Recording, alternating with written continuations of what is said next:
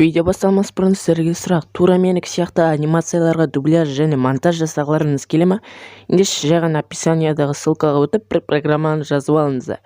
Тез үйреніп менікі сияқты дубляж жасай аласыздар. Ал біз видеомызды бастаймыз. Сәлем, менің атым Юля, және мен бүгін сіздерге өзімнің өте қорқынышты оқиғамды айтып беремін. Яғни мен қалай зомби қызға айналдым, соны айтатын боламын.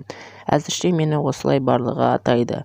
Қазір өзімнің қызықты оқиғамды айтып беремін. Мен жай қыз едім, ештеңкемен ауырмаймын, өте жақсы едім.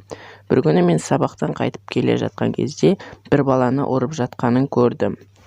Ол қозғала алмай жатты, ал балалар оны соғуды жалғастыра берді. Мен сол кезде ол балаға көмектесейін деп бір баланы итеріп жібердім. Соны жаман аяқталды. Білесіздер ме, мені де ұрып тастады. Және мен бүкіл жерім синяк және қан болып кетті.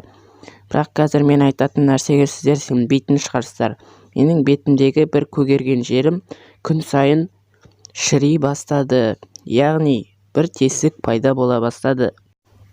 Бір жаманы, ол бетіндегі тесік әрбір секунд сайын ауырта берді және үлкейе берді. Және 3 апта өткен соң ол өте дәу болып кетті. Мен сөйлегенде, тамақ ішкенде аузым қатты ауырды және бұл маған ұнаған жоқ. Мен оның емін іздей бастадым, бірақ ештеңе таба алмадым. Және де тағы да бір жаман нәрсе, ол менің қасымда отбасым болған жоқ. Мен жетім едім. Сол аузымдағы менің тесігім күн сайын шірей бастады. Өте дәу болып, ішінен сары нәрселер аға бастады. Көздеріңізге елестетпей қойыңыздар, өйткені бұл өте жаман болды. Бірақ сол күні маған көмектескен бір апайым бар еді.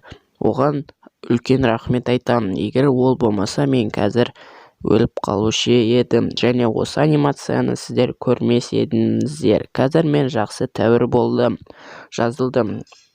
Және дәрігерлер маған өзіңді жақсы ұста деп айтты. Ал енді қазір мен бақыттымын. Сонымен сіздерге видео ұнаса лайк басып арнамызға тіркеліңіздер және өз достарыңызға осы видеоны лақтыруды ұмытпаңыздар. Жақында жаңа видеолар көп шығатын болады. Ал сіздермен болған мен Ермек, келесі видеода кездескенше.